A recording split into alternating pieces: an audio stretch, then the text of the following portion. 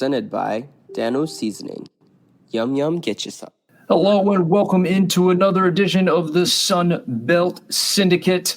As always, thanks to the people that help us bring this to you guys, collegefootballdogs.com. Be sure to check them out for all your articles dealing with football in a broad spectrum. I know we just had one from not this TJ on screen, but TJ Chapman, who wrote one about the G5 with a focus on the Louisiana game this week. And before we get to this TJ on screen, thanks also to our sponsors, W Energy, Fanplex Graphics, TSN Off Road, and Dano Seasoning. Be sure to check those out in the links below for their discounts. And all right, TJ, now we get to the real TJ, the TJ. Yeah. Or a version of TJ, anyway. I don't know if it's there you go. We've had a lot of TJs on the show, I feel like. Yeah, we have. Some in female form. Some in female form. Do we? Yeah, we had, was it TJ or PJ from, God, I forgot now. I forget what podcast he's from. Jeez. We had her on last season. Can't remember now. I can't think of it either. I don't know. We'll run across it. I was going to say now I have to do a deep dive and figure it out. Yeah, exactly. Well, one more thing I do want to mention before we get rolling. I know, DJ, you are a big college basketball fan, maybe not specifically of the Sun Belt, but just in general. Sure. And we have some coverage because not a whole lot of writing or magazines or features come out for college basketball. I think because football's king, right? But there is something coming out called the Everything College Basketball magazine. I've done some write-ups for the Sun Belt versions, and it's not out yet, but it is on pre-order for $15. If you go grab that now, you can get it for the $15 before it goes up to $20. I think like within a week's time or so, which I think would be like the official release date. So once it officially releases, it jumps up a little bit. So save yourself $5. Every single Division I program will be previewed. They've done the awards, preseason teams for each conference, players of the year, coach of the year, everything will be included. So if you are a college basketball fan, especially of the Sun Belt, be sure to check that out because we'll have you covered. And what's up, Artie? What's going on? Thanks for joining us on the show. And look, I got the Instagram comments up on time tonight. So Agent Moore says, I called it USA with the belt. Yeah, we'll get into that one pretty quickly here, but yeah, that was a shellacking, maybe, if you will. It was, right? I mean, the score isn't indicative of what that first half looked like for South Alabama. I mean, Troy just couldn't get anything going, right? They couldn't run the ball, couldn't throw the ball, really couldn't do anything. And I know we'll get a little bit deeper into this. I thought Gio had a good game. I don't think it was his best game, but he had a pretty good game. 67 rushing yards, 158 passing yards. He did pretty well, right? It was serviceable. It was a good game all around, especially defensively for South Alabama. Yeah, no doubt about it. We can well, what do you want to do? You want to go into that one first? You want to go into the rankings? Because maybe we jump into that. I already minutes. Yeah. We pretty much wrap it up for just any other quick things on this, and then we can go use that to go into the power rankings for this week. Yeah, sure. I mean, I think early on Troy's defense looked pretty good, but like you said, Gio had enough of a game, and I'll tell you what, man, there was a couple of plays where he looked like the man who used to throw you the ball in the backfield, Armonte Edwards. He's a lefty rolling out to the side, throws a beautiful spiral at one point. I can't remember who he hit. Pretty much hit him in the chest and the hands. Should have been caught. But he was about to have a hit laid on him. And I feel like he may have heard some footsteps before he completed that pass. So, that'll happen. Yeah. I've been there before, for sure. Yeah, that's true. How many did you get led into like a bad hit, even though it was a great play by the quarterback? The wide receiver also making a great play also has to pay for it in the end. A couple times in practice, not a whole lot in the game. Once against JMU, once against LSU, my freshman year. Not really a whole lot after that. I mean, the go route, obviously you always get hit in the back after you catch the ball, but you expect that. But none that put me out of the game or knocked one out of me, nothing like that. Except, like I said, the one at JMU and the one at LSU. Nothing like the Matt Klein hit, though. Oh, yeah, no, nothing like that. Golly, that was the way. Yeah, he got up though. He did get up. That was. I was shocked that he got up after that one. I honestly thought that's it. That's the game for him. He ain't coming back. And I don't know how he wasn't concussed and everything else. Actually, I guess you're probably more likely to have like a loss of breath than a concussion, maybe with how he got hit. Right. Yeah. Get the wind out of you. Yeah, I guess that's how it went. So yeah, we'll jump this up on stage because we've got Tori mentioning here. Troy is at the bottom. Well, they are there. They are not last place for either one of us. We actually have the last five spots are the exact same for both TJ and myself. That includes starting at number 10, ODU, Georgia State, App State, Troy, and then Southern Miss. I guess we can start there too. You want to explain maybe why, maybe from top to bottom, or from bottom to top of the 10, and then we can kind of go up from there maybe. Yeah, I mean, obviously, like you said, our top, or I guess you'd call them bottom 5 or 6, are the same.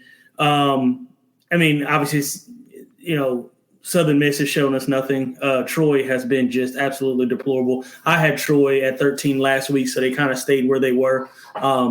I still think they can beat Southern Miss, although I do think it would be kind of a good game. Sometimes when you got two teams that are terrible, you get a good game. So that might be the case. I got they dropped a spot for me. Georgia State dropped the spot. I do think ODU head-to-head would beat Georgia State. So I'm giving them that nod. Marshall kind of went down for me. And Marshall and Arkansas State dropping is not indicative of them, right? It's what everyone else done, right? It's what South Alabama did to get to where they, to kind of where they are. So I think I had South Alabama last week at 10. Them being at 7, it's not, again, it's nothing Marshall or Arkansas State did wrong. It's what Alabama State or South Alabama did right. So, and then there's we got a little bit of discrepancy in our top 7, top 6. I kind of did this based off who I think would win, right? Like not necessarily their record. Right. I think Louisiana is the class right now based on where they are.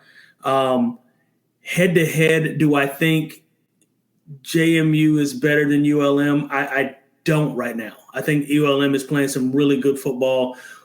Georgia Southern and JMU, we'll find out on Saturday, right? That'll kind of play itself out. So, and then Coastal is kind of hanging right in there.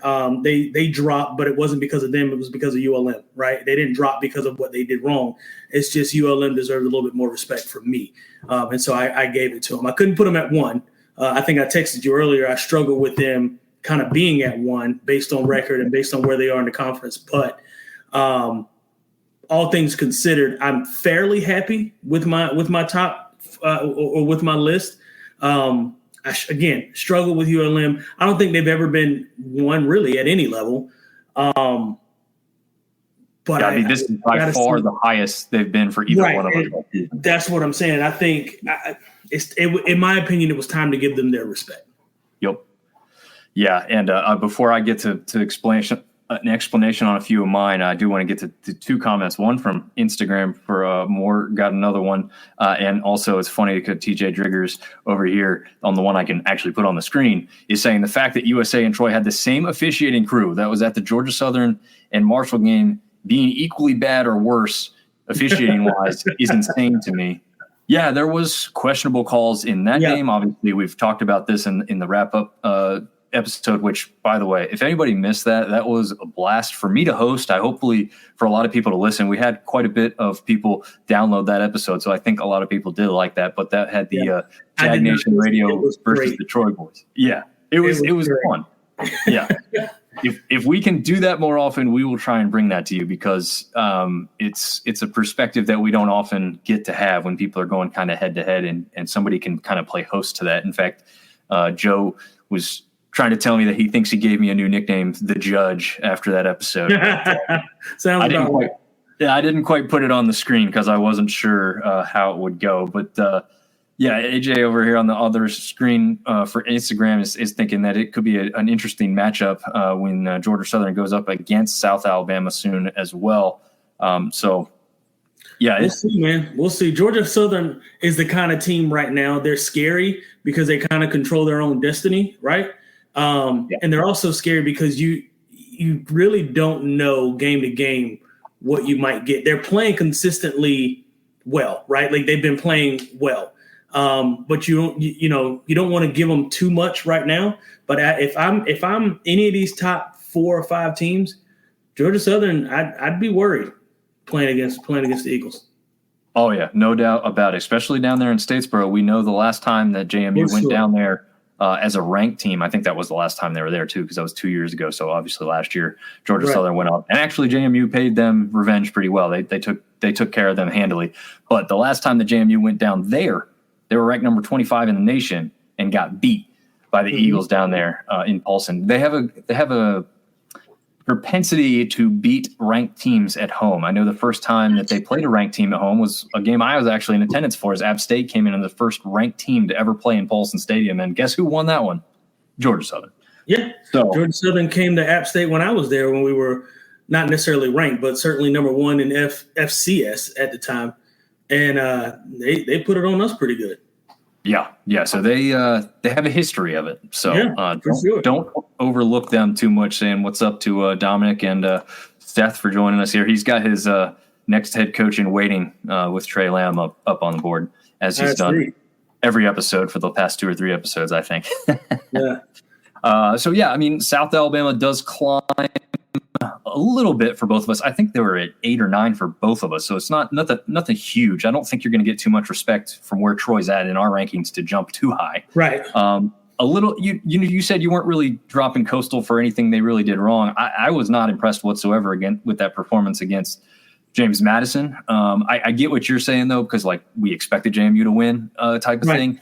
But I am kind of punishing them a little bit for that. Georgia Southern actually drops with the win again. Like you were saying, on your side, it's more of a ULM jump than really hurting Georgia Southern. Although you've got to argue that Marshall's dropping in both of ours because they collapsed at the end and should have won that game really rather easily. Really, have won. Yeah, should have won.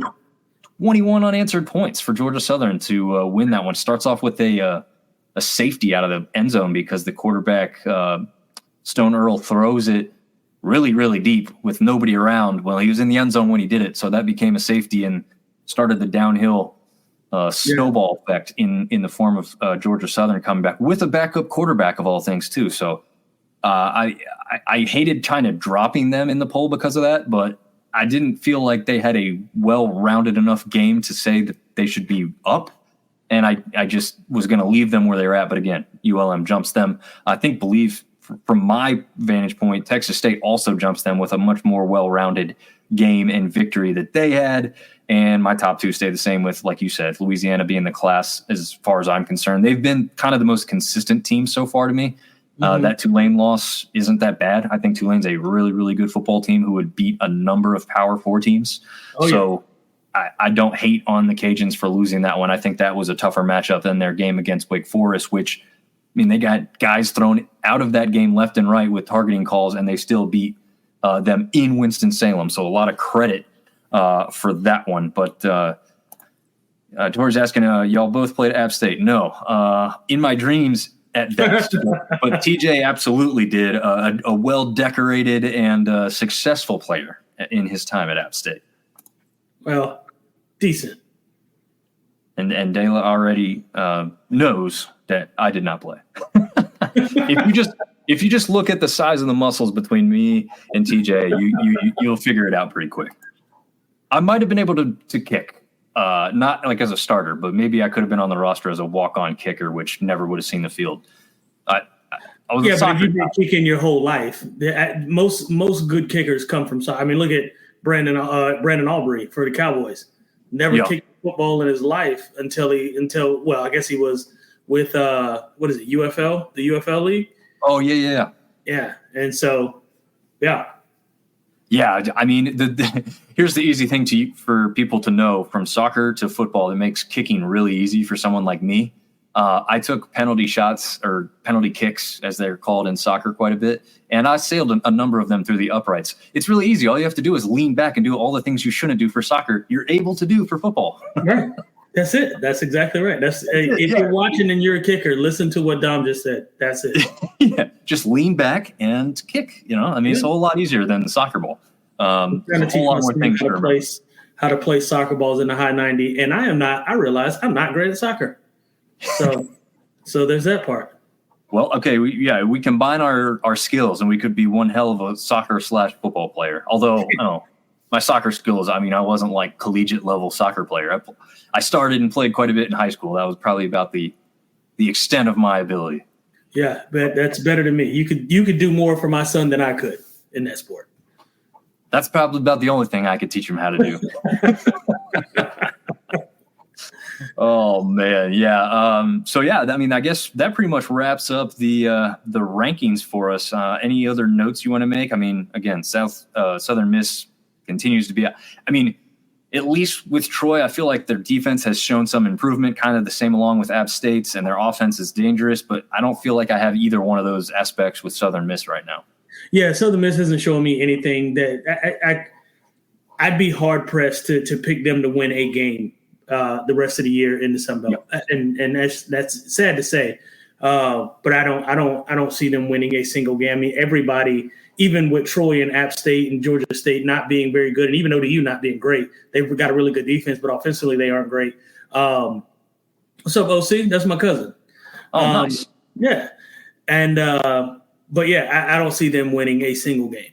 Yeah, I don't disagree with you at all. They are last year's ULM this year, right? Like, I don't know. I just don't see it. Yeah. I don't see it. So we can get into our Week 8 preview here. As you can see on the board, the Troy has already been crossed out, which is great. They showed all that stuff around campus last night as that game was being shown from Mobile with all the T's crossed out. So, I mean, it kind of goes with the thing I was already doing along the way. But that game's already taken place. So that is one that, again, we kind of covered 25-9.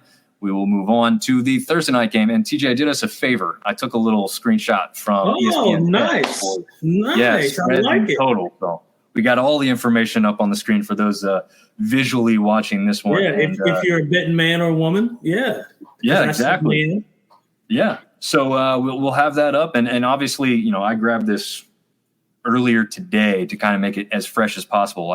I can't spend too much time doing it right before the show. So it may have changed slightly on like a half a point or so than what it currently is. But we'll just go with these numbers to make it easy for us. And more saying he loves Marshall's new mascot, though, Freddie the Falcon. I'm not sure I get that reference, to be honest. But I don't either. I don't even know why. Anyway, whatever.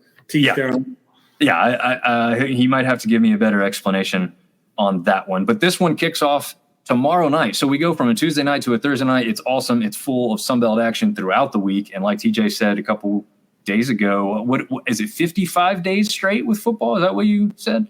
Yeah, 55 days straight, going all the way to the day before Thanksgiving so we've got, you can see football on behind me right now. There's a football game on and I watch them all. FCS, it doesn't make a difference. I mean, Group of 5, Power 5, I don't care. I'm watching all of the football. My son asked me today, he was like, Daddy, is there a football game on night? I said, there's a football game on every night. Are you watching it? I'm watching all of them. Do you know the teams? Not yet, but I will. Yeah. And if you hear UTEP is playing FIU on another channel right now as well. Yeah. I was going to say, like, you've heard both TJ and I trip over like some of the names, like you're just rolling off. You almost said Alabama State earlier. It's because Alabama State has a team and they play. So It's like, yeah, sometimes you trip up because there's just 100 and whatever 34 teams or whatever at Division I. That doesn't include all the FCS teams, which is what Alabama State is. But let's jump back into this. So ESPN2, 7-6 Central. We've got a spread in favor of Marshall by 9 points, a total of 51.5 points expected on the board. As far as the betting sides are concerned, let's start there. I mean, are you comfortable with that 9 point spread? Do you think it should be more or less? I think it should be a lot less. I think it should be probably closer to 6, 6 or 7 points. I don't think Marshall's 9 points better than Georgia State. That said, though, the Georgia State win over Vanderbilt is starting to look really good based on what Vanderbilt's done the last 2 or 3 weeks, beating Alabama. And then I think they won last week too. I can't remember. I can't remember who Vanderbilt played, but I think they're on a 2-game winning streak. So that win is starting to look really good. That said, though, I do think Marshall's wins are better, albeit, obviously they beat App State, Western Michigan, and then they beat Stony Brook. But their losses, Ohio State notwithstanding, but Virginia Tech wasn't a horrible loss. I mean, they gave up more points than I thought they should have, but it wasn't a terrible loss. I think overall, if we're looking at record, I think, I'm picking Marshall to win, but I'm not picking them by much. Yeah. Certainly not 9. That's for sure. Yeah. That's the part I'm struggling with a little bit here too. I mean, had they won and not given up 21 unanswered points and gone on to beat Georgia Southern kind of easily in that regard, right? I probably would have been a whole lot more comfortable with a 9-point spread or more, actually, with what we've seen. I agree. Yeah, I agree. Yeah, and I'm kind of with you on Georgia State. Like the Vanderbilt win was great, but now they've got 2 conference losses. I mean, they've played. I don't know. I don't know if Vanderbilt would beat JMU or even ULM or even Louisiana. So it's hard for me to say for a fact that Vanderbilt is better than any team in this conference. So it's kind of a weird thing, though, because like you said, Vanderbilt is now having success, and they clearly beat them at home. In fact, that was kind of like the Marshall game, really, except Georgia State was different because they held on in the end instead of losing it like Marshall did. But I mean, they had to fight back in that one. So, Vanderbilt beat Kentucky, who took UGA to the wire. Yeah, so it's all. And thanks, Chris, for bringing it up, because Kentucky beat or barely beat South Carolina, and South Carolina almost beat Alabama. So, like I said, the Vandy win is starting to look really good when you stack it up, right? When you're talking Vandy against Alabama, obviously the win. Then they beat Kentucky, and Kentucky beat beat South Carolina, who almost beat Alabama and lost to them by 2 points. I think it was 25-23 or 25-27 or something like that. So when you take a look at over just the last 2, just a snapshot of the last 2 weeks, the win over Vanderbilt is starting to look really, really good. Yeah, absolutely. But, it's disappointing for them that they don't even have a conference win yet. You know what I mean? Like, and that's the thing that they're holding against them. Yeah. Yeah. So strange in that regard. But, I don't know. Marshall's got that 2-quarterback system. I was listening to the Thundercast guys specifically one of them on the State of Atlanta podcast for Georgia State before this show started. And the fan base isn't happy about, the quarterback that got the start in the 2-quarterback system, Stone Earl, because of what Braylon Braxton had done the week before against App State. I think they thought you would roll in with him. I thought that they would also roll in with him, and they did not. They went back to Stone Earl, which, maybe he lost his starting spot more for injury than, because of bad play, which is also fair. But, oh, man, I don't know. When you put up that kind of performance and you're literally like the Sun Belt Player of the Week, I don't know how you go. It's hard. I would struggle with taking you out. That's for sure.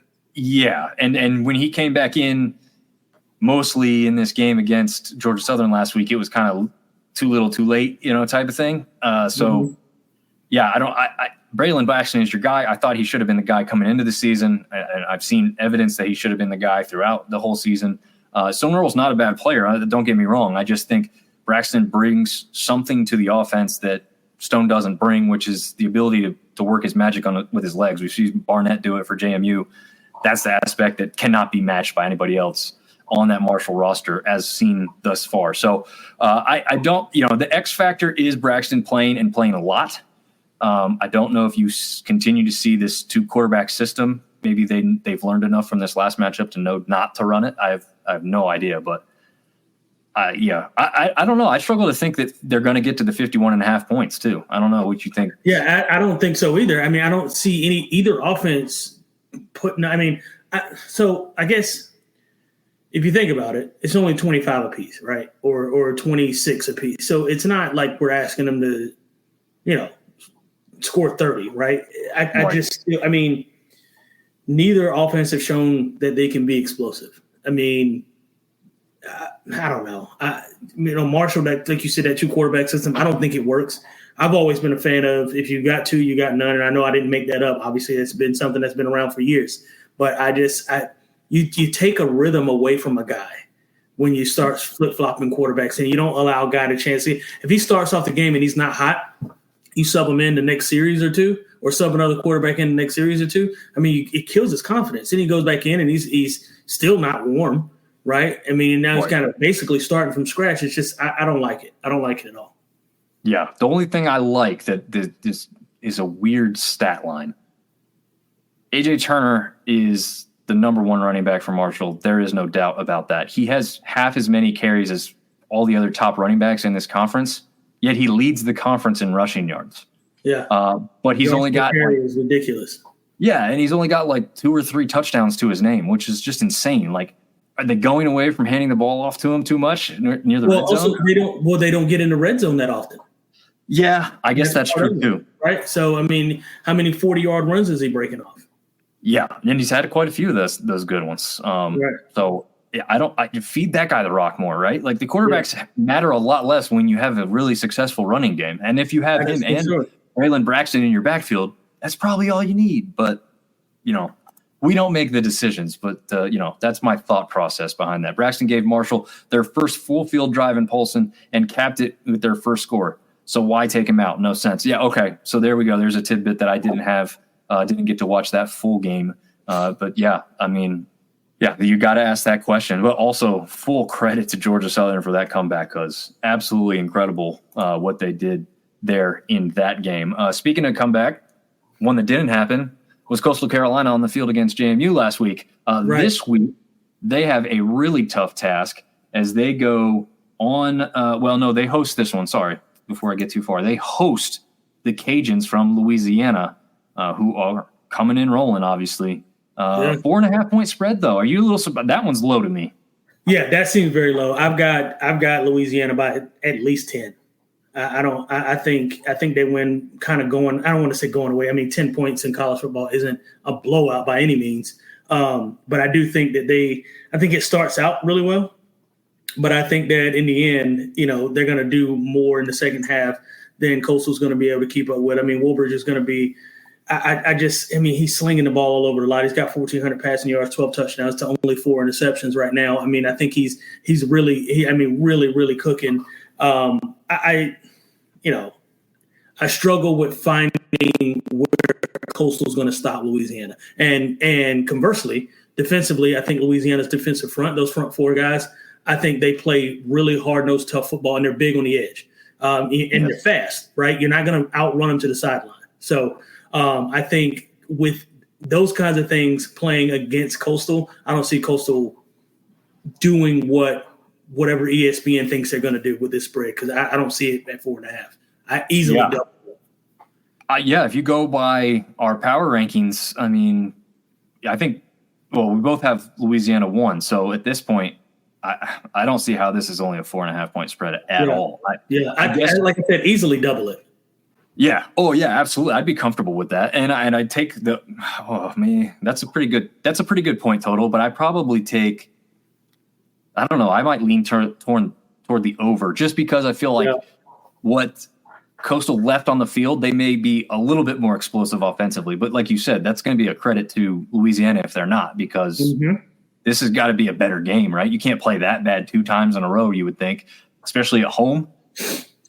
I'm with you. But, yeah, just to note is ESPNU too. So another national televised contest there for the Sun Belt, and one game that did not happen many years ago with the COVID aspect, which would have been the championship football matchup. So, yeah, little extra storyline going into this one. But, yeah, it'll be interesting to see if Ethan Vasco can step up and get Coastal back on track because they were not that way against JMU last Thursday, almost a week ago by now. That seems like forever ago. That was a fun episode, too, for the people that got to watch that one. Okay. Moving on, ESPN Plus on Saturday, we've got Texas State going on the road to face ODU. And again, pictured here, haven't changed. You got to find good picture of these guys when they get replaced. So that this Wilson's still the quarterback pictured, but it seems like Joseph is going to be the guy the rest of the way. But unfortunately for ODU, you've got a guy on the other side, Jordan McLeod, coming into town. Yeah. I don't think this is going to be rather close. Listen, I give ODU, and we talked about ODU's defense at the beginning of the show. ODU's got a great defense. I don't think they can score enough. And, the defense is going to wear down if the offense can't stay on the field, right? They'll start out hot, right? First quarter and a half. It'll get to 6-8 minutes left before half. They'll get tired, right? You get to be on third down and you can't get off the field. Or, the offense is going 3 and out a couple times in a row. Eventually the defense just gets tired, and it's no fault of their own. It's just, and at this level, you don't have the rotation of a Georgia or an Alabama or Clemson or some. You don't have 4 fresh guys on defense that you can just roll in, right? Your top 4 guys, we talked about this before, your top 4 guys are your top 4 guys. And they're those 4 guys for a reason. So, those things aside, I mean, the win against UTSA was absolutely outstanding. Obviously, they beat Troy. Troy's not great. We're talking about Texas State here. And then the win against Arkansas State was really good, 41-9.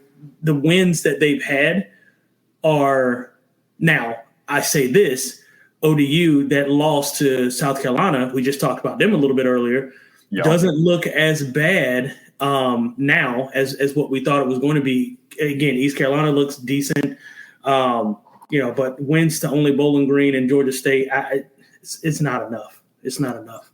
I don't think they have enough to do it. And Texas State by 10, I think is fitting. I think it'll actually be probably 12 or better. I mean, I see them winning this by close to 2 touchdowns.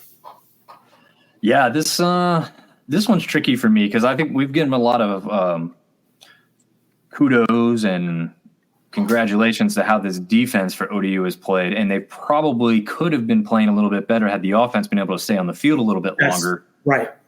Yeah, throughout some of the season. And they are seemingly taking better care of the football now, and they are scoring more points with Joseph at the helm. And let's just say, already he's thrown as many touchdowns as Wilson had throughout the early part of the season. He's thrown for 1 less interception. And he's just a bigger threat to run. He's now the second leading rusher on the team. So again, if you aren't having success at the quarterback position, kind of talked about it with Marshall having some aspects that, you don't know who's the guy or whatever. If they can beat you with their legs, do it. Look what Ethan Vasco did last year when he first came in. He wasn't blowing up everybody with the, throwing it all over the field.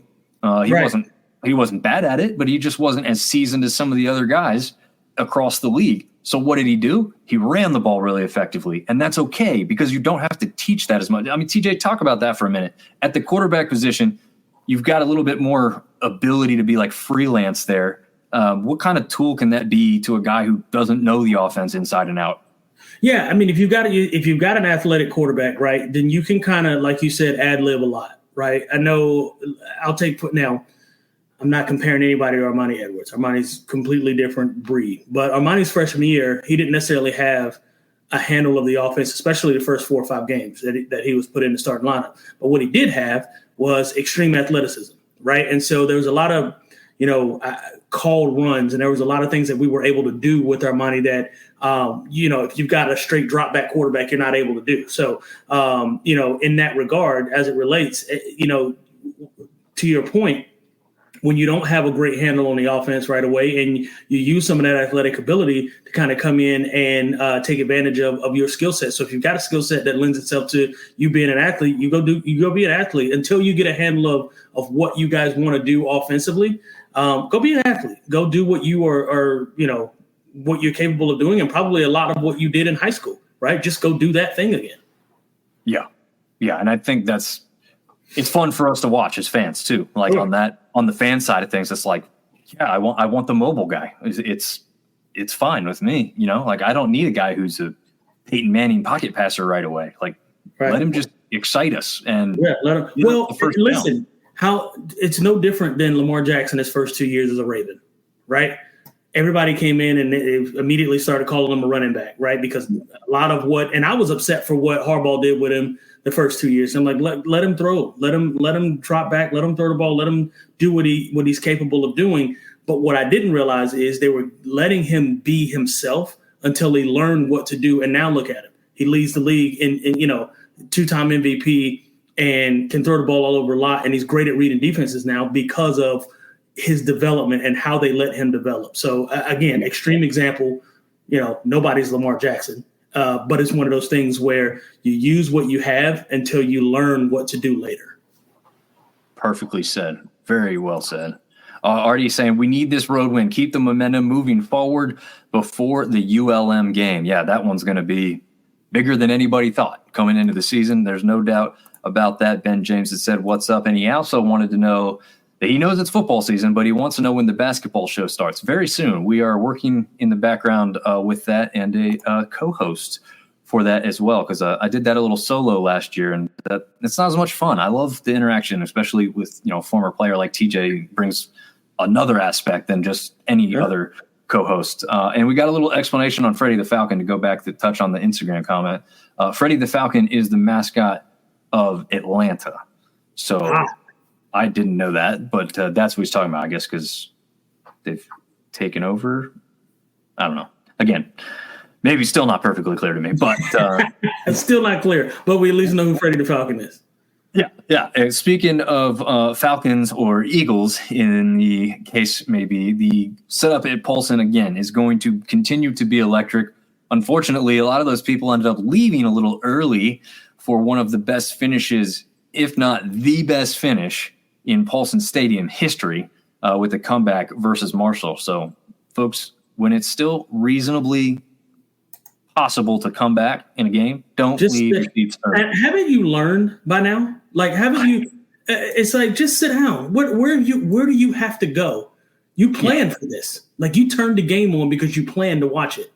Yeah. If there's 10 minutes left and your team's down by 14, just relax. Just play, unless it's trending or has been trending in a way that you don't see it ever. College football is very much different than the NFL. Yeah. All it takes is a play. All it takes is one play. I mean, that's Colorado. They did it like 7 times last year. I mean, yeah, it's true. I mean, and they're not the only ones. I mean, look at Alabama versus Georgia. Georgia almost did it to Alabama in the second half. I thought it was going to be a blowout in the first half of the game, the Georgia-Alabama game. And then Georgia just, I think it was like 21 unanswered points in the second half and almost came back to win it. So sit down. Just sit down. Yeah. You've accounted for at least 4 hours of your day. Might as well just use them all. Yeah. And honestly, if you wait till the end and it doesn't turn out to be a close game in the end or whatever, you've let some of that traffic already get out. So just stay, Yeah. Also, just drink another beer. You're fine. It's fine. It's Unless you're driving, and then, Yeah. If you're driving, don't, or do, and just sit in the parking lot for an hour. Right. And then go drive. Let yourself. Yeah. Your after game tailgate continue with no alcohol. Okay. I got an explanation on the Falcon. He's saying the Atlanta Falcons because they are known for blowing huge leads. So now it makes sense. It took a long way to get there, huh? We took a lot of detail. Yeah, I wasn't picking up on what he was putting down. That's partly my fault. I mean, I know the Atlanta Falcons, but yeah, oh man, yeah. All right, so yes, we've got that figured out. Okay, so back to this matchup here. We've got JMU favored by 9.5 points, a total of 58.5 points for the total points on the board for Saturday. That's not scary to me, the 58.5. I think it's possible. I like the 58.5. I don't like the 9.5. I don't like the 9.5 either. I don't like that at all. I don't know. Now, and the other question here, it's actually not so much of a question. I think it's already been answered by now, but it sounds like J.C. French will come back and be the starting quarterback, right? Yeah. Even after the missed targeting call, the possible concussion, would all kind of coincided. I mean, you could go with either guy because we'll have a play when you do your play breakdowns, which we didn't do at the beginning for whatever reason. I guess I blew right through that, but we'll put that at the end here, and we'll see one of his throws that was just phenomenal in that regard. And I want to make sure I'm getting his name right. I think it's Dexter Williams. Am I getting that right? The receiver? Dexter Williams the second, technically. So Dexter Williams, yes. He came in and just he looked like a starter when he came in against Marshall and had that comeback. And like I said, one of the throws that we're going to have TJ talk about is a big reason behind that. But JMU continues to roll. They had the one setback against ULM, but I think most well-rounded team in the conference. Would you have any argument there? No. I do think they're one of the most well-rounded teams. I mean, Barnett is absolutely out of his mind. 15 touchdowns to only one interception. And, we're at week 6. What is this, week 7, 6, 7? It's going into week 8, actually. Okay, going into week 8, which is, it's flying by. Don't slow down. But, yeah, I mean, I think he's playing phenomenal football. I mean, they're balanced, right? I mean, they're starting. I think Petaway is a starting running back. I mean, he doesn't have over 400 rushing yards, but they've also got a receiver who's got 334 receiving yards. So they're very well balanced in how they play football. They can come at you from a multitude of ways. Ask Carolina, they know. And they play pretty good defense, except again against Carolina in the second half, where they gave up 30 points, which was insane. But yeah, I mean, I don't. Again, the 9.5 that scares me. If I got to pick a team to win it, I think I would pick JMU. But if Georgia Southern won, I'm not shocked at all. Yeah, I wouldn't be shocked. The thing that would be a little surprising to me is that would mean the defense shuts down JMU's offense, which that's the part I have a harder time with, and that's where the 58.5 points don't scare me, because I feel like this could be a shootout where I was getting ready to say, or because the way Georgia Southern's been playing offensively, they sling it all over the lot now. So it could be one of those things where both teams just puts up 40 points, and here we are. Yep. And I mean, this game looking anything like the Boise State matchup to start the year down there in Statesboro would not surprise me at all. Just who can score the most, the fastest. I mean, it's going to be a cracking. The only thing I could see is JMU's defense has been really, really stout. Again, that one game against ULM, notwithstanding, I don't know if that was just kind of an off night. I mean, obviously full credit to ULM for shutting them down, but I think a little bit of that was just not playing their best game. And that's why, going back to my power rankings for a split second, like I hate to put a team that lost head-to-head versus the other team above them in the poll. Me too. I hate it. But at the same time, to me, like I don't have that trust factor with ULM that I have with James Madison. Like against anybody, I would pick JMU as a more well-rounded team than ULM because the offense isn't quite explosive. Now, ULM's trending upwards, just like I'm trying to think of the team I was about to say. Just like ODU, kind of getting better offensively as the season goes on. But it's not been a big jump. It's just getting there. So, for right now, I just have a hard time saying I wouldn't pick JMU in that matchup 9 out of 10 times the rest of the way. So I agree. I'm with you. ULM, I got to give them their respect. But I mean, again, back to this game, I am. If I had to bet my money, which I would not do, but if I had to bet my money on this game, I obviously would bet it on JMU, not for 9.5 for sure. Closer to 3 points, maybe something weird, 24-20, something like that, or 34-30, something like that. But if Georgia Southern won by a touchdown, that would not shock me in the least, because to your point, if that happened, then what would that would mean that somebody scored 40 and somebody scored 34. Yeah, that's what that would mean.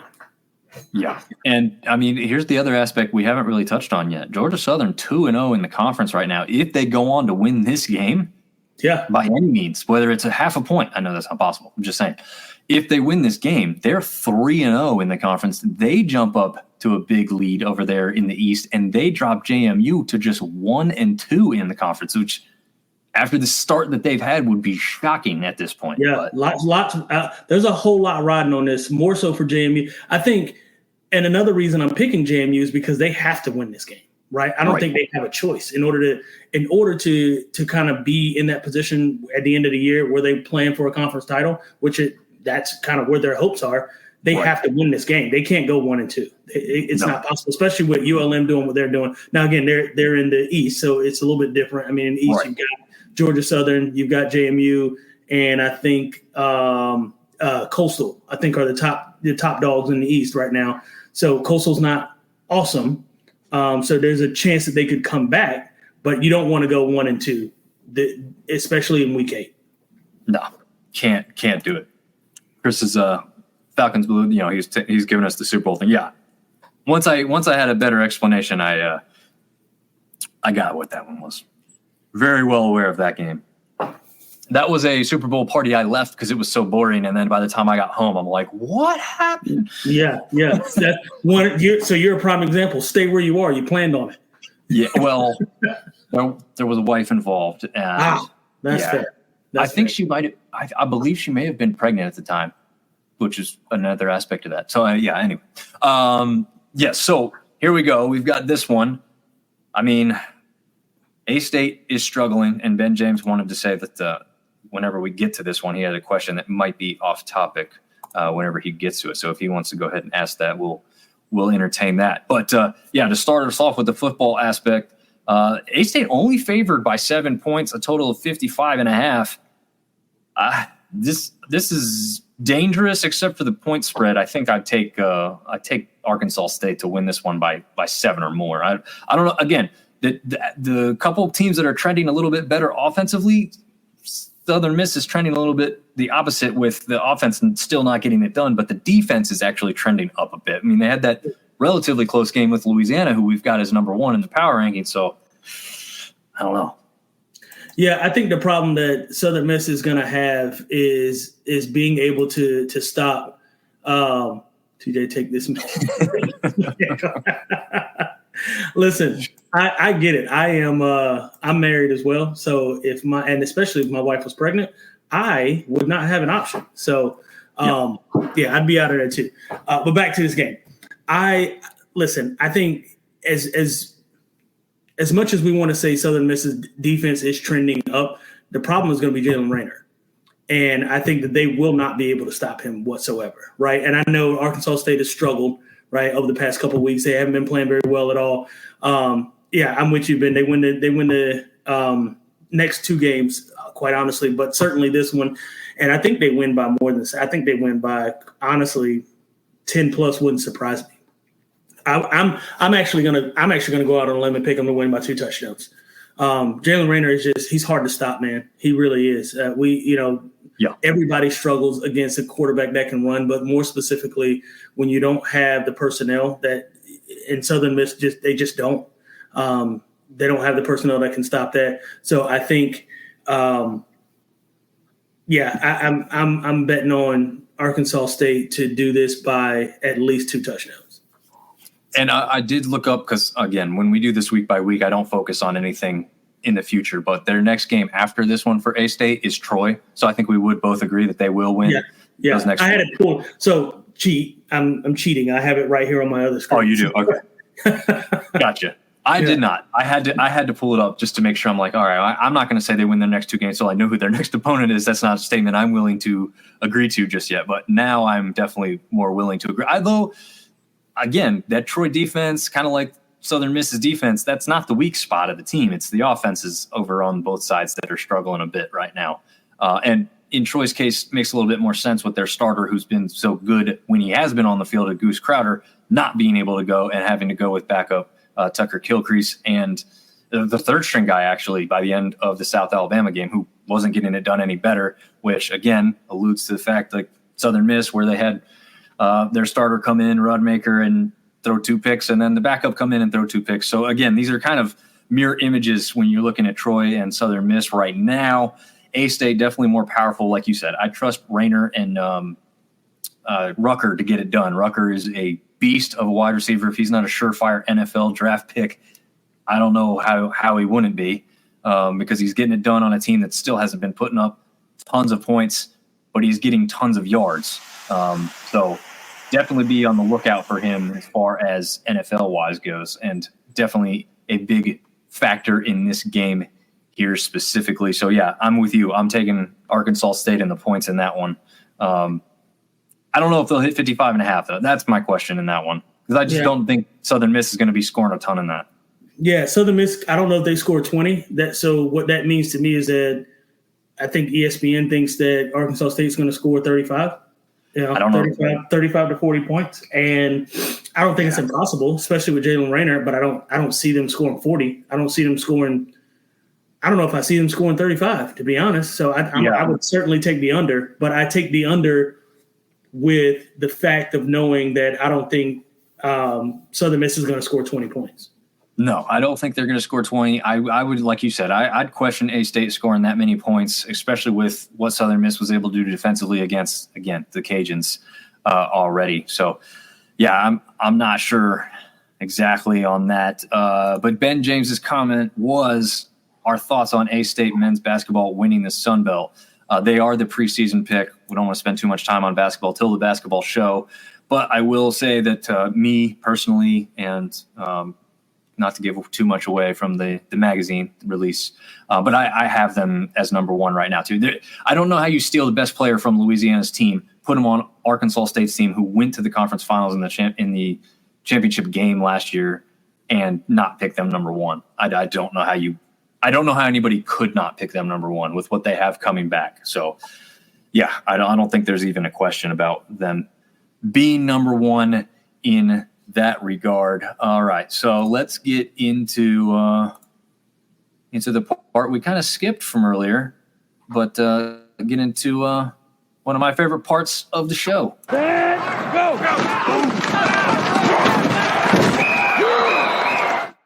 All right, so in this one, get this going full screen here. We've got a play from the Georgia Southern versus Marshall game. This is not the touchdown that everybody saw. I didn't want to bring in the clip that's been all over social media, but this play was incredibly important to get them to that point. This is a few plays. I don't think it's the play before, but it's 2 or 3 plays before the touchdown was thrown to take the lead in the end. And I'll let TJ take it from here. You're going to be watching the wide receiver up at the top of the screen here, and also the corner as TJ talks us through this one. Again, full speed first, and then we'll slow it down for us. Yeah, so it looks like if you're looking at it, right, you see 2 safeties dropping back, but then you're going to see kind of a nickel drop over as well. So it looks like 2 to the boundary and maybe quarters to the field side. So what ends up happening is on the release, right, the corner, he's kind of sitting in that cover 2 stance. But what he tries to do is kind of fall off of that receiver that's trending, that's going on that out route, and tries to come up underneath the receiver, and he just doesn't get there in time. And it's a perfectly thrown football. It's layered. And that's what you call a layered type of throw, right? Like it's one of those throws where you go over a guy and in between 2 other guys. So you got to kind of layer that football just perfectly in order to get it in that window. And if you look at it, there's nothing fancy that he's doing. It's just going up and making a play. And like I said, the safety gets depth. So when the safety gets depth in this kind of a situation, what you're allowing your quarterback to do is have time. So it's a corner route. And so he's already outside leverage on, I guess, that safety or linebacker that's playing underneath him.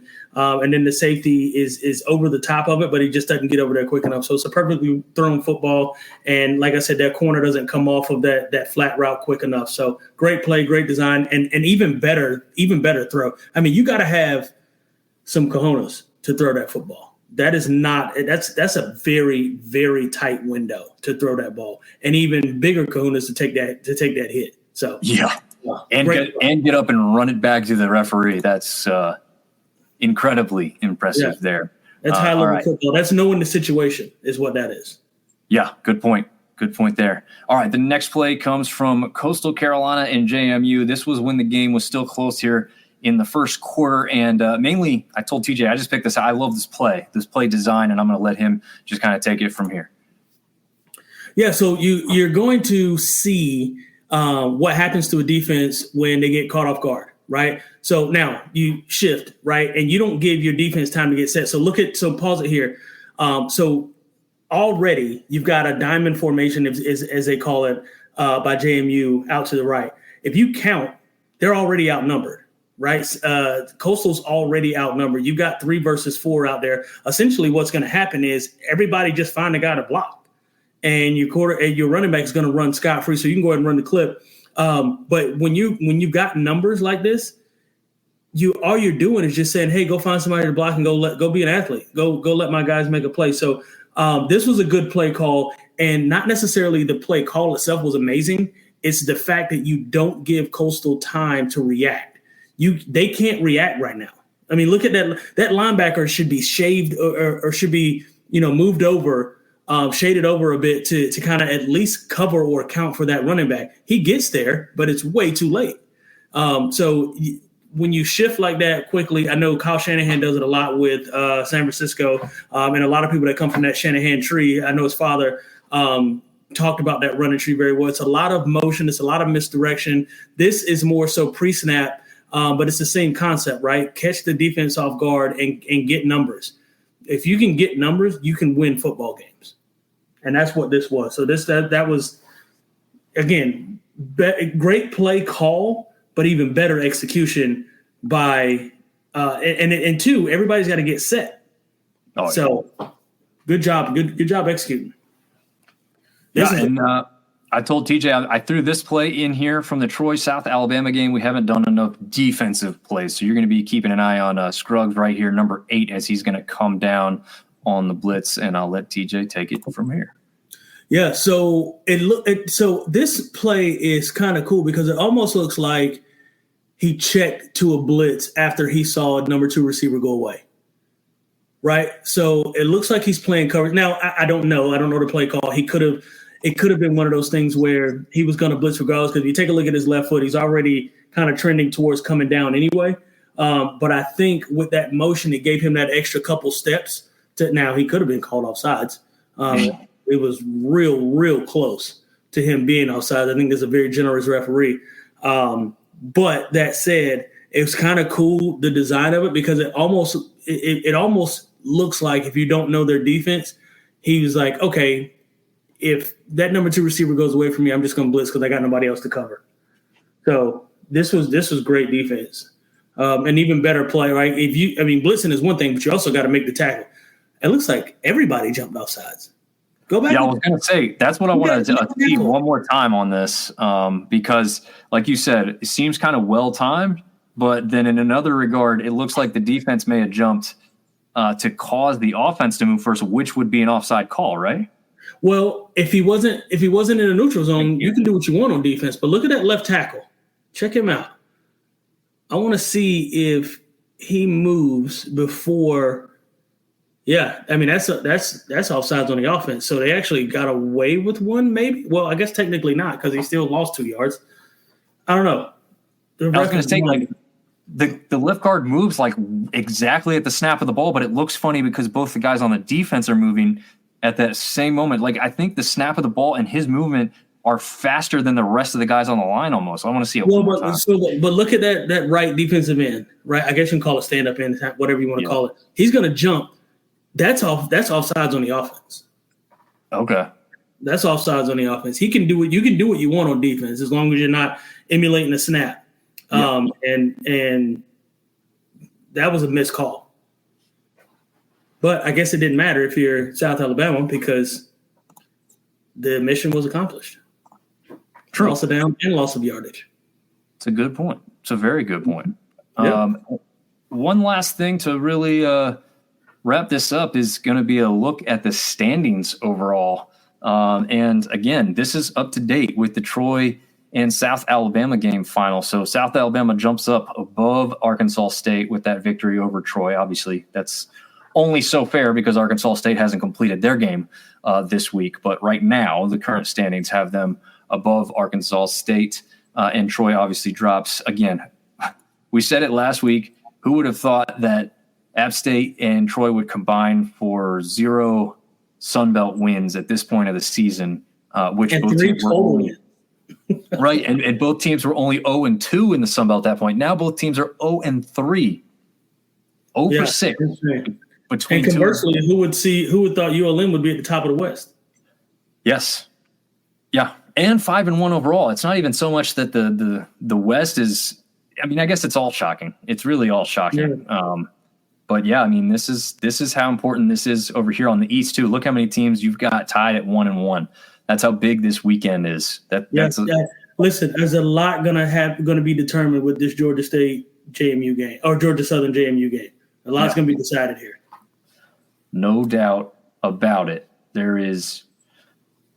The one thing that's funny is a lot of the times everyone's been saying the power's been in the East, the power's been in the East. And look at this West Side this year. Look at the top 3 teams in the West Side without a conference loss. Now, are a couple of the teams that are bottom feeders in the West worse than the bottom feeders of the East, if you will? I'd say so. I mean, I think Troy and Southern Miss are worse than Georgia Southern or Georgia State and App State, to be fair. But I mean, I'd still put up just about anybody in those top 3 teams in the East to go up against people in the West and have a chance to win. I'm not saying they'd win every time or anything crazy, but I do think that they still stand a chance. And Neil's question goes along with that very well. Does Apps have a chance at all? There's time. There's time to right the ship. I think being 0-3 in the conference certainly doesn't help. I mean, you've got to go undefeated in the conference moving forward. And that's going to – I mean, I got to look at what their schedule is the rest of the way and kind of give an idea of what I think they could do. While you do that, I will say there's absolutely zero chance they compete for a Sun Belt championship. Oh, no, absolutely. Yeah, the best to me they could hope for is to salvage a bowl game out of this, and it's not going to be that's what I meant. I think that that was my interpretation of Neil's question. Is well, yeah. You may be correct about interpreting it. He may already know that, but there's 0% chance that either side of the equation gets into the Sun Belt championship game with 3 losses. To me, there's just no chance. No, I don't think so either. And let me take a quick. I know we're close to wrapping up, but let me take a quick look at what Apps got the rest of the way. So we've got Georgia State winnable, ODU winnable, Coastal probably not, James Madison probably not, Georgia Southern probably not. So yeah, that's going to be a tough road. Yeah, I mean, so you're talking 4 wins, 4-8.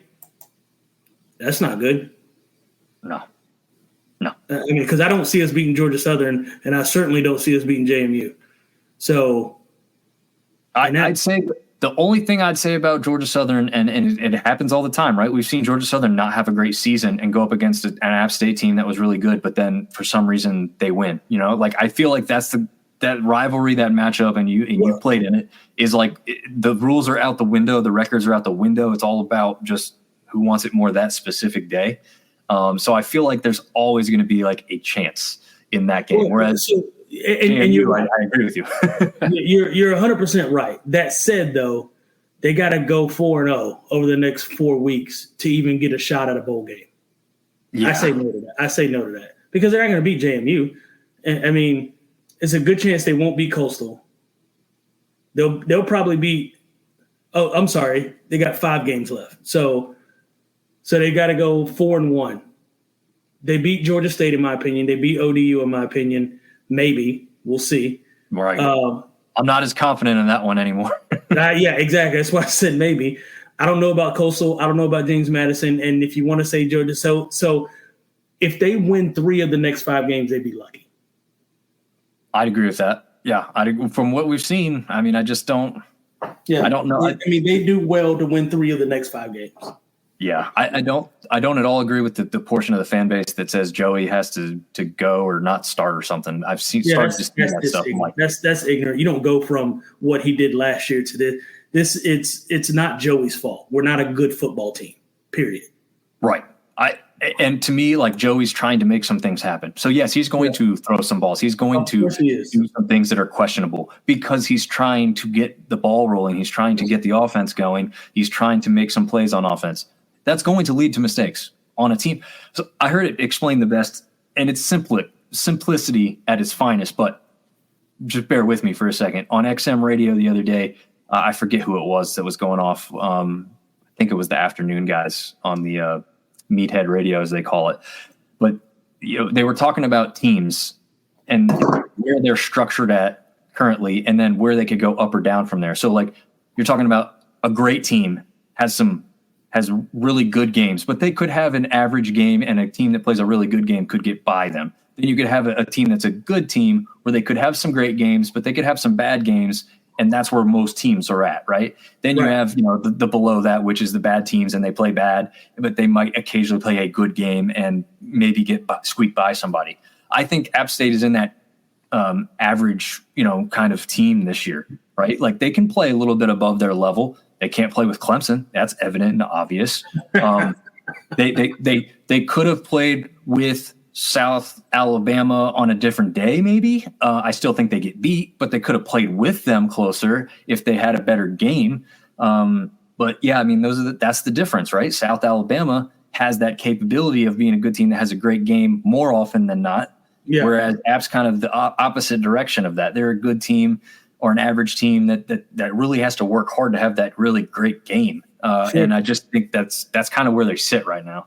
Yeah, I agree with you 100%. App is an average team that can play great depending. And, a team like JMU or Georgia Southern or ULM or Louisiana is a great team that can play above that in some games. So, yeah, CJ says his JMU Dukes are looking to continue to cook on the road. App State has had a lot go on. It's there. We a lot of losing next year. Yeah. Yeah, no, but I do I can't. You can't even say they'll be back next year. With the transfer portal and NIL, I don't feel like you can say – look at ULM, right? Everyone thought they're going to be bad again this year. That's everyone thought that going into the season. They're going to be bad again this year. They got to rebuild from something that wasn't there in the first place. They're 5-1 and 3-0 in the conference. Yeah. App State could go through 4 years of losing after this. I don't know. I don't feel confident that you're going to have consistent rosters throughout the – you know what's funny? We'll talk. I'm just going to take this off the board because I feel like we're going to go off on tangents. And I put it on full screen instead of taking it off the board. What are your thoughts on this, TJ? Because I'm thinking that this makes a lot of sense now. So, Army and Navy are now ranked in the top 25 this week, right? First time since I think 40 years. Yeah. So, are they at an advantage for the first time in a very, very long time because they have kids committed and are going to routinely be back on the roster the next year and can continue to build off previous success? They're not going to have the NIL aspect and the transfer aspect that these other teams have. They can still have it. I understand that. It's not like impossible.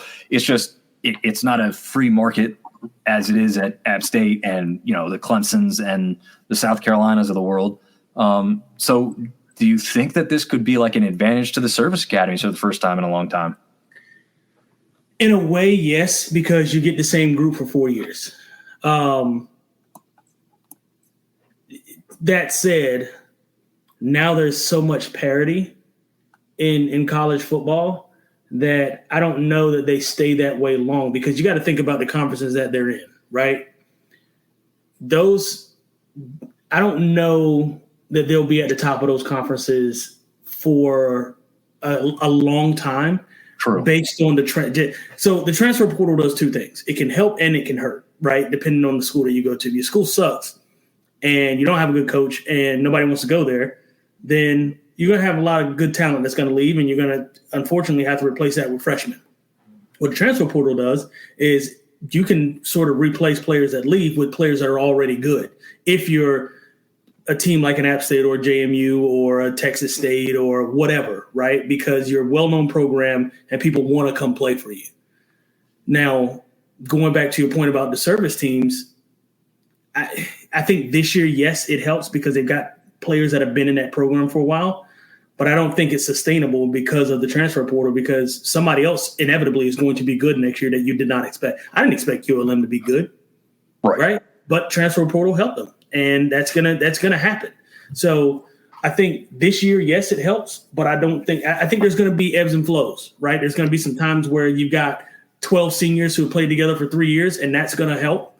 And I think there's gonna be some times where you've got 2 seniors that are played together, but they also got 4 or 5 guys that transferred in that are playmakers, and that's gonna help. So it's gonna go both ways. Yeah, I guess that's the aspect I didn't think about. Like, yeah, the consistency will be there for the service academies, and that'll be good. But you're right. You can have a team that's just a couple players away at a transfer portal at a Memphis, per se, and then exactly.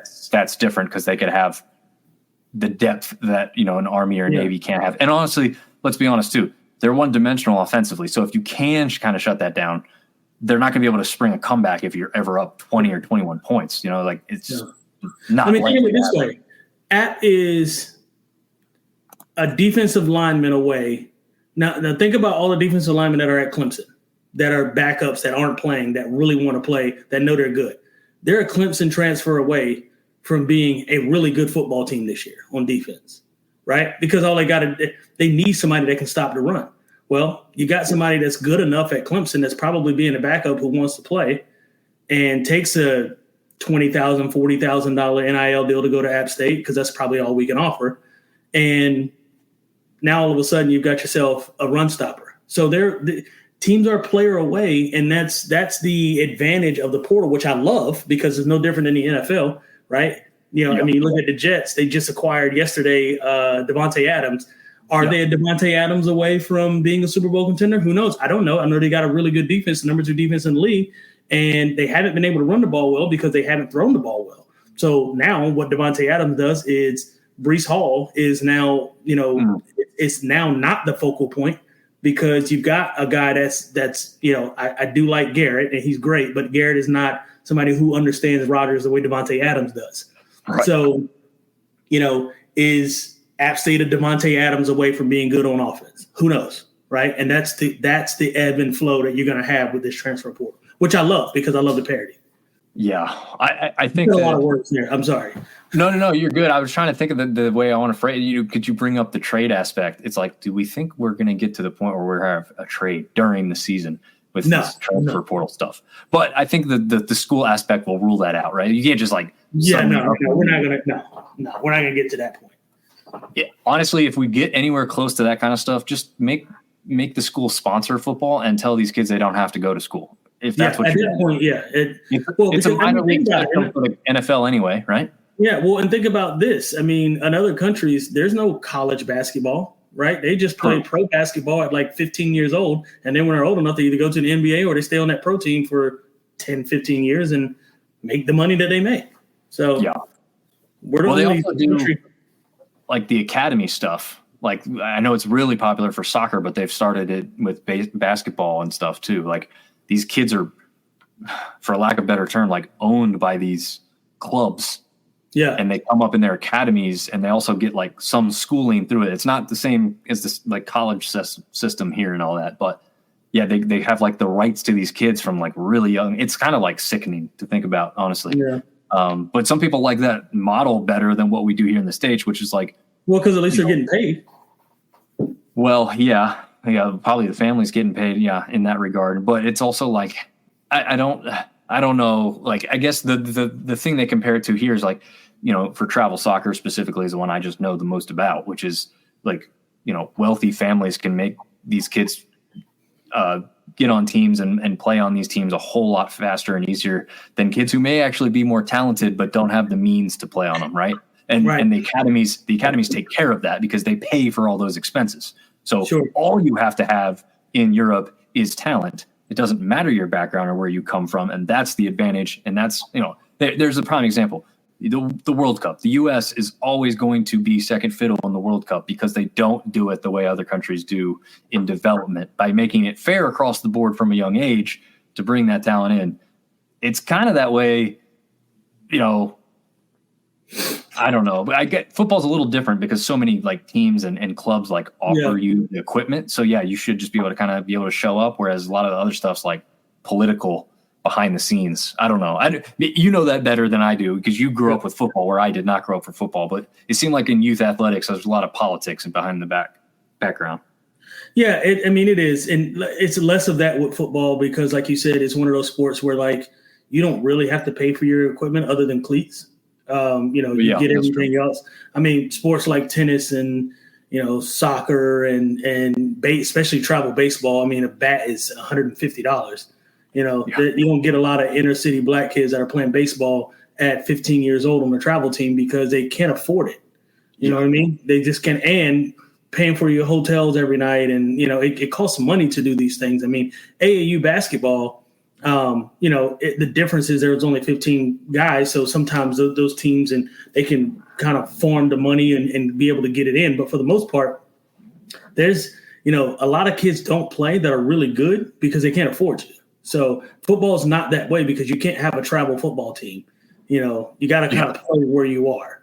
And that's where that to me is the purity of the game, in my opinion, for football. And that's why I'll always gravitate that way. Yeah. Yeah. I like that aspect of it for sure. And Warhawk Report is letting us know JUCO helped ULM more than the portal, which is kind of like JUCO's I kind of group that in the portal, right? Yeah, it's kind of the same thing. I get what you were doing there, but it's kind of the same thing. It actually almost is exactly the same thing. Warren Bowen, did you see where Steve Shaw changed a rule mid-season? Yeah, and TJ, I know you're well aware of this from that Oregon Ohio State game where they put 12 guys on the field. Were you aware of that rule change? I wasn't aware of the rule change, but I was aware that he did it. And at the time, at the time that it happened, I didn't think he did it on purpose. And I was like, oh, well, it's really not that bad for him. That was my mindset, like as it was happening, because I'm like, he gets to run off and they're not in field goal range, so this kind of works out. And then it was 2 days later I find out, I did that on purpose, and I'm like, well, look at you. Yep. And NCAA. I don't like Dan Lanning, by the way, but I do think it was a good use of the rule. Yeah, I don't know if I know enough to feel any certain way about him. He's kind of an arrogant little. I mean, he's kind of a prick, a little bit. Okay. I'll take your word for it. I like, we usually are on the same wavelength for the most part on those things. So I'll take your word for that one. But yeah, I think, what did they say now? It's going to be the clock stops or the time gets added back in those circumstances now. Yeah. Which makes sense. That's the easy way to fix that, right?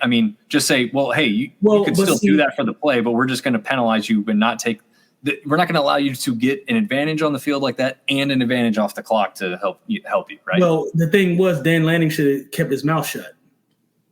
When he went on TV and was like, "Oh yeah, we're aware of the rules, and we try and use those to our advantage, and everybody should." And then he essentially wanted credit for being a genius when really what he did was put his foot in his mouth. So now that he can't ever do that again, it's stupid. True. He should have just shut his mouth and not want to get credit. And that's the kind of thing that when I say prick, I don't necessarily mean prick. Like, he's not mean. He's not a jerk. It's like he's really high on himself. And he needs to give himself credit when he doesn't have to. Like, make people think you did it on purpose. Who knows, right? They asked you the question, I wasn't aware of that. It was just kind of a penalty. It was an accident on our part. We had too many men on the field. Whatever, you move on. Like, if you say that, we probably don't look at it as deeply as we did. Right. But you have to give yourself some sort of unwarranted credit, which, to his point, it is a genius way to do it. Oh yeah, absolutely. It's absolutely ingenious, but you don't need to let us know. Right? Like, you know what I mean? Like, you don't have to tell us that.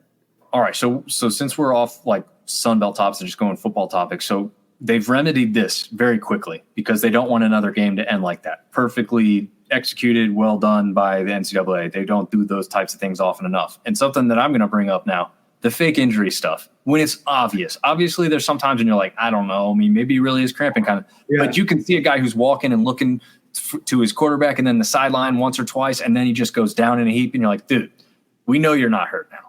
Yeah. Is there, as a former player, again, an aspect that we don't, like, is there a way you can stop that? Is there a way you can penalize that makes sense without being too little or too much? Like, you can't. It's not possible because you can't gauge injury. You can't. There's no way. That's the one thing that you cannot. Like, I've heard it said a bunch of times. Like, I wish I could feel what he's feeling. Like, I wish I could put myself in his body so I can know how hurt he actually is. Because there's been times, like, I know Skip Bayless has said it a ton about Kawhi Leonard. He thinks he can play basketball when he can't. And he's like, I want to know how hurt you actually are. Is it hurt that you enough that you can't play, or that you just don't want to play? And it's one of those things where you can't gauge it enough to know for sure if a person's hurt. Because there's been, I'll use myself as an example.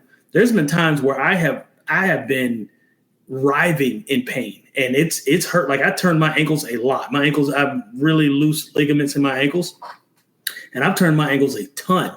And it takes me a minute or two to get myself back together. But once I'm back on the field, it almost looks like I never got hurt. So then you start to think, well, how hurt was he? No, it hurt in the moment, but I can just play now because it went away. It's kind of like biting your tongue. right? Like I bite your tongue and it hurts for maybe 2 or 3 minutes, and then you get over it, and then you go on with the rest of your day. Yeah. This is one that Dominic's bringing up a good point here. At the same time, address the injury. If they go down, make it that they have to stay out the rest of the drive. I don't like the rest of the drive, but I mean, if they go out, I do think you should have to stay out for at least a play. Like, even if you call timeout, whatever, no, you still can't come out the field. The problem I have with that being a fix is that then you just have a guy who's not as important go down. I don't know, obviously there's teams where that's not really the case because everybody's great. Well, what you do is you sub in a guy who's less important, have him go down, and then he'd come out, and then you put your starter back in. And then Dan Lanning tells everybody that's what he did and ruins it for the rest of them. Right. Exactly.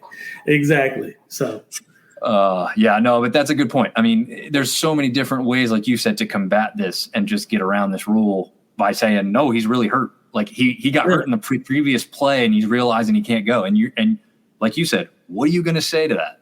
You can't. You can't make them show you x-rays. You can't make them show, you know what I mean? Like, It's real easy to he went to some rehab this week. He iced it. He should be good going into next week. You don't owe us anything other than that as a report. Right. So, and you don't even owe us that, to be honest. Yeah. I don't have a good one either. There isn't. Unfortunately, there isn't one, and you'll never think play that out again. Could you add some to the clock? Could you take some away from the clock? Well, then how much? And when is that appropriate and when is it not? Because they already do that. They already do. You know what I mean? If it's in the half or in the game, and defensive player goes down, then that's a 10-second runoff unless you have a timeout. Right. So they already do that. The problem is when you do it when it's not 2 minutes left, and then it's like, well, we can't penalize you because you're not in the penalty time frame of the game. So who knows? There's no way. There's no way to get it out of the game.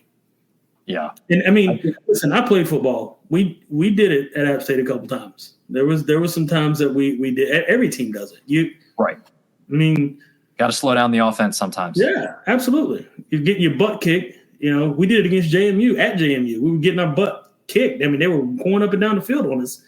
And there was a time our defense just couldn't keep up. We told one of our defensive tackles to just play hurt or whatever. And it was the funniest thing because I'm not going to say his name because I don't want to get him in trouble. I don't know that he can get in trouble now. But I'm not going to say his name. But we told him, as a defensive tackle, we told him to, obviously play like he was hurt. So he goes down immediately, and he just like falls down and he closes his eyes and he's like sleep on the sideline. On the field. So Jock goes up to him. He said, "Play like you hurt, not dead." It was absolutely hilarious because he looked like he just wasn't moving, and it was like, we didn't ask you to do that. We just said do that. Like he went down and he closed his eyes and he just looked like he was asleep. And Jock was like, "Hurt, not dead." It was. I don't know. Save that clip because I want to show that to Jock, and I want him to comment on that and kind of because he tells the story much better than I did. Okay. We got to get him on at some point. I feel like he's going to be full of stories. Oh, he's got so many of them. He's got so many of them. But that one in particular was absolute because I wasn't obviously on the field when it happened. Right. He comes, the next day we're back in our apartment because he was my roommate and he's telling us about it. And I'm like, what? He did what now? Oh my God, it was hilarious. So again, to the point, we all did it. Everyone does it. Right. Oh man. I don't think we can wrap it up any better than that one right there. Shout out to Jack Roman. MLB number 40. Yeah. Or as the fans called him, Predator. Yeah. You guys didn't call him that, did you? We did not. We did not. We called him a lot of things, but Predator was not one of them. Oh man. Yeah.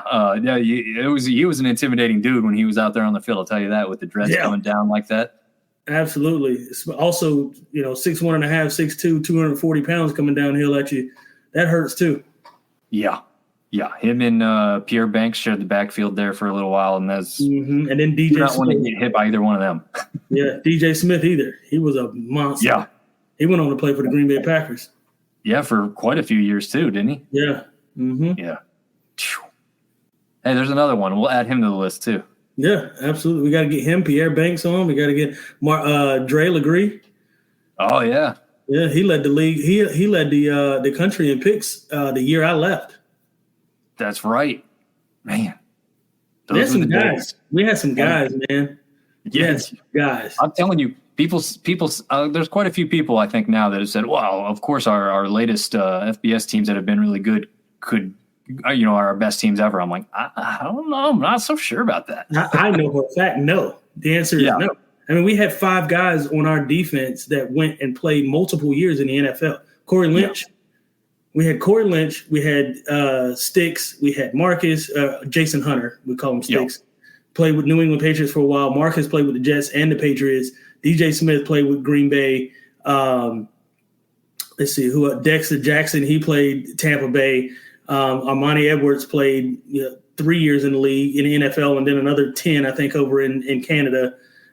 We've got with the Grey Cup. Yep. I mean, there's 2 guys. Let's see. We had a couple corners that one's now still with the Saskatchewan Roughriders. I mean, we had some guys, man. There's there's a bunch, man. Was Kerry on the team when you were there too? Kerry Brown, yeah, he went and played with, at the time, the Redskins, Commanders now. Only reason he's not still playing, he tore his bicep, I think it's the bicep or pec. And that kind of ended his career. Yeah, I'd say. Yeah, so I mean, it was Demetrius McCray. He played 2 years with the Jacksonville Jaguars at corner. Yep. Yeah, I mean, listen, if you think your best team now in FBS could play with us back then, you are sadly mistaken. We had NFL talent all over the field. Yes, there's no doubt about that one. Got one more. One of which you are still playing in Canada. So. Oh yeah, Quick played for the road. We forgot. Oh yeah, I forgot. Right. I was at Quick's first when he played with the Rams. His rookie season. I was in the stands against San Francisco. I was doing some work in California at the time. I was at his first the game he scored his first touchdown ever as a pro. Saw it live and in person. Yeah, Quick was. Can you imagine if he grew up playing football? Didn't he just like not play football till like his senior year in high school or something like that? Yep, senior year in high school. He realized he wasn't going to play basketball in college or go to the NBA in basketball. So he was like, I'll go try to play football.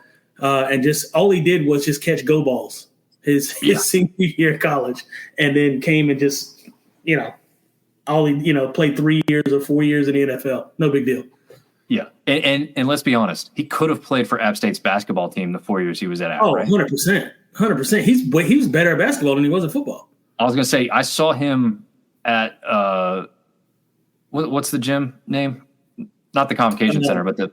Oh, you talking about the rec center? Yeah. Jeez, what a Quinn. The Quinn? At the Quinn, yeah. Yeah. I saw another guy who went pro. I forgot about Richie Williams. He played for Hamilton Tiger Cats over in Canada. So sorry. Yeah. Didn't mean to miss you, Rich. Oh yeah, for sure, man. And yeah, I mean, I remember seeing Brian Quick do like between the leg dunks, 360 dunks, and I'm like, this guy should be. And like honestly, App State is the school where that would be a huge thing. If your one of your star football players is now on your basketball team, I mean, you're filling up the gym with people wanting to come see him play both sports. Like, also, you see what Travis Hunter does on both sides of the ball in football. Yeah. I mean, that's as close as we're getting anymore these days, I feel like. Yeah. Another fun fact about quarterbacks, Armani Edwards, I watched him one time in jeans, a pair of Jordans. He had a belt on and a jacket, and he took 2 steps and did a right-handed windmill dunk into Quinn. That's the kind of athlete Armani Edwards was, just so you're aware. I did not know he was a basketball guy either at all. Yeah. Jeans and a hoodie with some Jordans on that were untied, by the way. Jeez. And he took 2 steps, did a windmill with his right hand, and he's left-handed. Right. Oh, my God. Yeah. That's the kind of athlete he was. Oh yeah, varsity gym. I don't think they were. You guys weren't playing in varsity by then. No. They didn't let us play in varsity when I got there. You just trained and threw up in the varsity before the Michigan game during the summer. Yes. Whole lot of throwing up. All right, man. On that note, I guess we'll wrap up this episode, man. I loved how this one ended. I love the breakdown. A lot of reminiscing. You're taking me back, man. We're going to load up the offseason with some really cool guest features, I'd have to say. Yeah, absolutely. I got some. Go ahead. Yeah. No, I was going to say the best thing would be if we had like 6 mics and we just invite them over to your house for a cookout and then just have story time, man. That would be phenomenal. I don't really have that many mics, but I wish I did. App State over Michigan. Yeah. We'll never let it go. Oh, yeah. But yeah, great memories. Hopefully App State can get back to those. And in the meantime, for those of you who stuck with us the whole time, we appreciate it. And we will see you guys on the wrap-up show this weekend.